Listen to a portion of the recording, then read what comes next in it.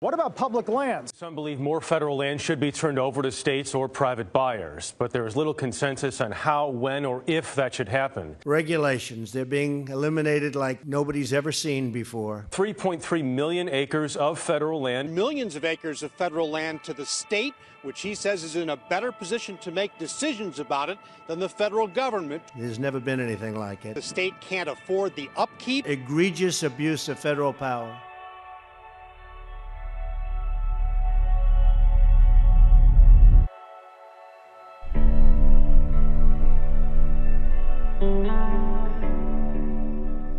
One concern I have politically right now is the rollback of national park boundaries for the primary purpose of resource extraction. I mean, the reason that Scott Pruitt is rolling back these things is not so people can come to visit. It's so that mining companies and gas companies can come in there and exploit those resources. Our unspoiled physical environment is a significant element of so many Americans' lives, and it would be unfair to us and future generations, as well as to the environment itself, to accelerate the exploitation of natural resources across our country. I think they are part of our heritage and our history, and they remind us of our past. They remind us of the great bounty of this country, and they teach us that to preserve is a worthwhile thing to do.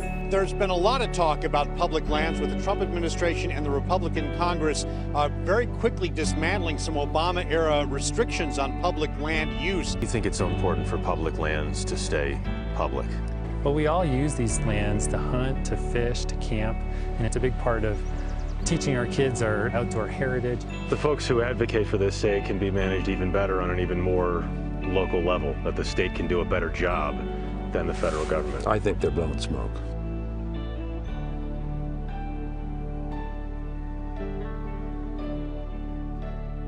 If the federal government put states in charge, opportunities would open up to sell the land for profit. This would shrink the overall area of protected land and also allow the unrestricted depletion of natural resources such as coal and timber, and could accelerate the construction of dams and infrastructure harmful to the ecosystem.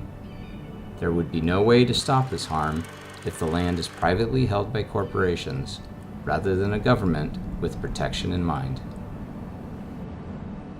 Although it's true nature can recover, it'll take thousands of years for nature to recover to a state that really is healthful.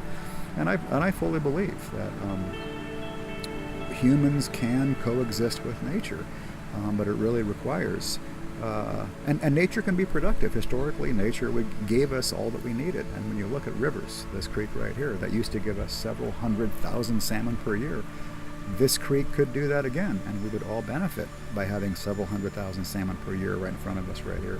But to do that, we have to really think about how we develop.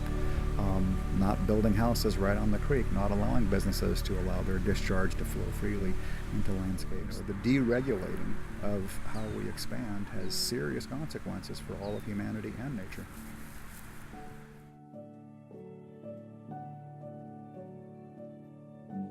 So I do think that we should certainly minimize the exploitation of resources on lands, and especially if there are destructive processes like coal mining and natural gas wells, things like that. But I really feel like it's important, again, to try and find that balance.